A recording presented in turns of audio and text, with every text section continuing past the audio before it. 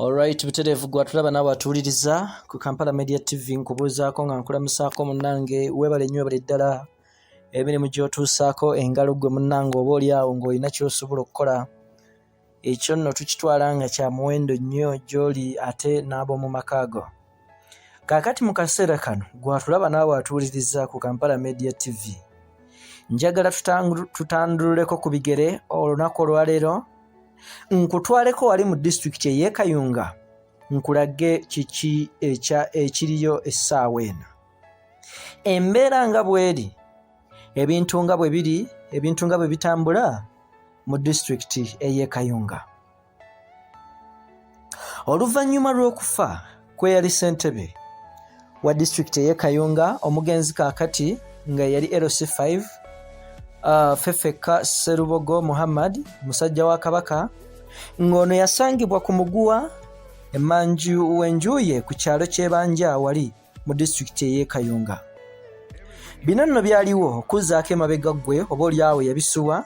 Bino byaliwo ng'ennaku z'omwezi 16 mu Juni ono gwe tumaliriza mu mwaka guno gwe tulimu omwaka 2021. Ng'enkola oba nga ssemateeka bwali bassebo ne bannyabo wano mu ggwanga lya Uganda singa wabaawo ekintu kyonna ekibaawo, singa wabaawo embeera zonna ezibaawo omukulembeze n'afuna obuzibu oba n'aggyibwamu obwesigwa oba n'abeera ng'afa, embeera bwe zityo ssemateeka wa Uganda akkiriza era awa obuyinza akakiiko ka Electoral Commission okuddamu okutegeka okulonda okulala oba mu luzungu kyewandiise by election. Kaakati nno olw'ensonga nti ekifo kino omugenzi Fefeka Serubogo ow'ekitiibwa kye yalimu nakibiina ekya National Unity Platform.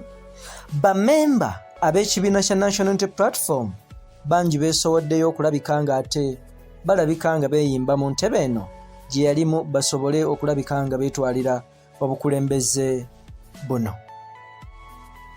Okusinziira mu kunoonyereza kwe tukoze we tutuuse wali mu bitundu eby'e Kayunga gwatulaba naawe watuuliriza kulaga ng'abantu 14 okuva mu kibiina ekya National Unity Platform be baakavaayo ne balaga obwagazi okukwatira ekibiina ekya NUP tiketi ku kifo kino eky'obwa ssentebe bwa disitulikiti y'e Kayunga. Mpuliriza bulungi, ngambye abantu 14 be baakavaayo nga beetaaga okufuna kaada ya NUP okwesimbawo ku kifo kino eky'obwa LC5 obw'e Kayunga. Embeera nga bweri oyinza ogirowoozaako mu ngeri ez'enjawulo, naye gwatulaba nawe watuuliza tetumanyi oba kino tekireetewo obukuubagano wakati mu bakulembeze ab'ekibiina, wakati mu bannakibiina ekya NUP mu disitulikiti eno ey'e Kayunga, era embeera ng'eyongedde okubeera ey'obuttiti oba ey'obulindaala kwani agenda okulabika ng'akwata kaada eno eya NUP mu Kayunga. Mpozi okutegeezaako gwe mulungi awuliriza, okusinziira ku ssemateeka era nga bw'eri enkola ya NUP, ekibiina kya National Unity Platform kye kirina olukusa okuveetinga oba okwekenneenya omuntu yenna munnakibiina ne kisalawo ne kimuwandako eddusu nti ono gwe tusembye. N'olwekyo kitegeeza ku bantu bano bonna 14 abeekeesowolayo oba nga n'abalala tubasuubira okulabikako, ekibiina kya National Unity Platform kirina komiti ey'abakugu oba giyite vetting team oba bayite abakebezi abatuula wakati nobanga agenza okukola ebigezo kugamba buli munnakibiina ayagala okwesimbawo ku kifo ekyo ekiba kiriwo olina okugenda mu kakiiko akaabakugu basobole okwekenneenya. N'olwekyo kitegeeza ku bantu bano bonna 14 buli muntu yenna awulira nga ayagala ekifo kino ekyobwa ssentebe alina okukwata ekkubo agende mu kakiiko kano aka NUP kennakugambye akaabakugu ak'abannamateeka kasobole okumwekenneenya. Era akakiiko kano we kamala okukola okunoonyereza n'okwekenneenya kwonna okuba kwetaagibwa bassebo ne bannyabo ne kavaayo n'omuntu omu gwe kawandako eddusu. Siikuliiseeyo njagala nkuwe abamu ku bantu abeesowoddeyo. Mbagirawo nga Oweekitiibwa Ffeffeka Sserubogo amaze okufa.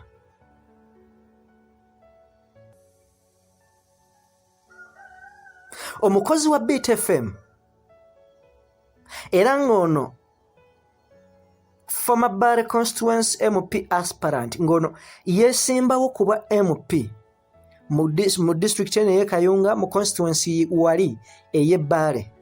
Dennis Katongole oba abangi gwe bamanyinga Omutongole, Katongole Omutongole, ng'ono yali mukwano nnyo gw'Oweekitiibwa Ffeffeka Sserubogo, y'omu ku bantu abaasooka okuvaayo n'ategeeza nga bw'ayagala okulabika oba oli awo nga yeesimba mu kifo munywanyi we mwabadde.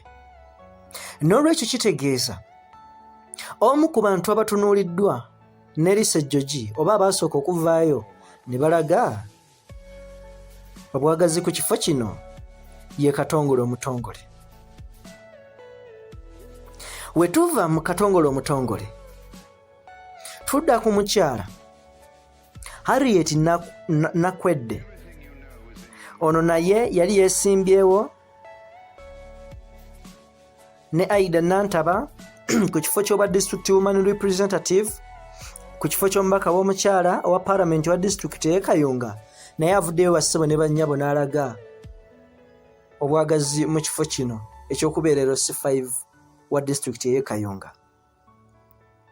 Ben Moses Ojambo ng'ono ye National Unity Platform Chairman mu district ey'e Kayunga avuddeyo n'ategeeza oba n'atutegeeza nti bassebo ne bannyabo afunye okusaba okw'enjawulo mu bantu ab'enjawulo nga bamwegalira nga bamusaba aveeyo yeesimbewo ku bwa ssentebe bwe LC5 ng'ayita mu kibiina ekya National Unity Platform.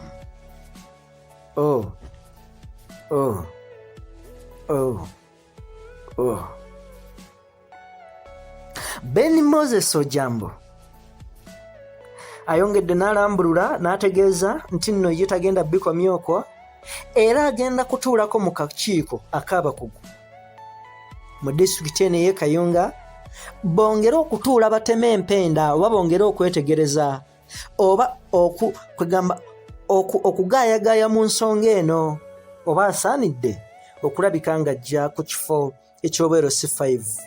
Ono atutegeezezza nti nno meeting eno oba ttabamiruko ono agenda kutuula olunaku olw'enkya olwokuna ng'ennaku z'omwezi lumu omwezi ogw'omusanvu. Embeera bw'etyo bw'ekyali gwe mulungi atulaba naawe atuwuliriza. Ono okusinziira ku Ben Moses Ojambo gwe nkugambyeko chairman wa National Unity Platform oba wa NUP mu Kayunga district, agamba nti abantu bangi abeesowoddeyo okulabika nga beeyimba mu kifo kino era n'ategeeza nti bakyasuubira n'abalala bangi okuvaayo balage obwagazi ku kifo kino. Naye mu kaseera kano nga bwe nakugambyeko ono ategeezezza nti nno abantu 14 ge mannya ge baakafunawo agaliwo mu butongole abaagala okulabika nga beegwanyiza ekifo kino, era ng'agamba nti oluvannyuma lw'akakiiko ak'abakugu okulabika nga kalonda ku oyo alina ebisaanyizo ebigwanidde omwezi ogw'omunaana bassebo ne bannya bwe gunaggweerako bajja kuba balina flag bearer wa National Unity Platform anaalabika nga yeesimbawo mu kifo kino eky'LC5 ow'e Kayunga. Mpozi okuwaako ebyafaayo ku bya disitulikiti eno y'e Kayunga. Kaakati disitulikiti eno yafuulibwa disitulikiti mu mwaka wali ogwa 2000 ng'eno baagitema ku disitulikiti eyali ey'Emukono kubanga yali esusse obunene, n'olwekyo ne bagifuula official disitulikiti. Era ng'okuva mu mwaka gwa 2000 mpuliriza bulungi okutuuka omwaka gwa 2011 bassebo ne bannyabo eno disitulikiti y'e Kayunga bali tefunangako muntu w'opposition. N'olwekyo okuva mu mwaka gwa 2000 eno we yafuulibwa disitulikiti, abantu bonna abazze bafuga awo emyaka gyonna ebisanja byonna ebitaano babadde bannakibiina okuva mu kibiina ekya National Resistant Movement oba bayite bannaffe aba NRM. N'olwekyo njagala nkumenyeremenyere mu mannya gaabo ng'ayitemu Lukwakwayo, Emmandwa lweyita mu bikajjo, nsobole okubakulwa amannya gaabwe bonna nga bwe gali. Kuliko Musoke Po ng'ono wa Kayunga Town Council ayagala bwa LC5. Tuyina Kyakulaga Michael ng'ono naye ava mu Kayunga Sub County. Waliwo Kato Abel ng'ono ava mu Nazigo Town Council. Tuyinayo Nabukeera Maureen Peace ng'ono ava mu Busaana Town Council. Tusobodde okulabako ku Senkubuge Rajab ng'ono ava mu Kayunga Sub County. Waliwo Simbwa Nakibinge ng'ono aviira ddala eri mu bitundu ebyekangulumira. Dennis Katongole Omutongole oyo namukunyonyodde ava mu bitundu wali eby'Ebbaale. Tuyina Serubiri Patrick ng'ono ava Kayunga Sub County. Tulabyeko ku Nakanwa Fatuma ng'ono wa Kayunga Sub County. Tuyina Sebuma Brian ng'ono ava mu Kayunga Sub County. Tuyina Osirongo Donald Obama ng'ono ava wali mu bitundu eby'Nazigo. Tuyina Nakwedde Harriet gwe nakugambyeko nga naye ava mu Town Council wali eri mu bitundu eby'Eruwari. N'olwekyo bassebo ne bannyabo embeera bwetyo bw'eri mu disitulikiti y'e Kayunga mu bannakibiina ekya National Unity Platform nga tetumanyi ani anaatwala kaadi eno, ani anaavaayo okulabika ng'agitwala, naye bassebo ne bannyabo abantu 14 sofa be baakavaayo okulaga obwagazi bwabwe eri kaadi eno eya National Unity Platform. Nkwebaza okusigala ng'otugoberera gwatanaba kulabika ng'osubscribinga munnange mwannyinaze muganda nkubiriza okulabika ng'osubscribinga ku Kampala Media TV kubanga gwe mukutu ogwesowoddeyo okulabika nga gukutuusaako amawulire ate ge weetaaga okulabika nga omanya. Yenze Ssemaganda Moses Hope akusonjolera ensonga ez'omuzinzi ate n'olabika nga oziggwa ennyalwe. Mwebale nnyo, mwebalire ddala.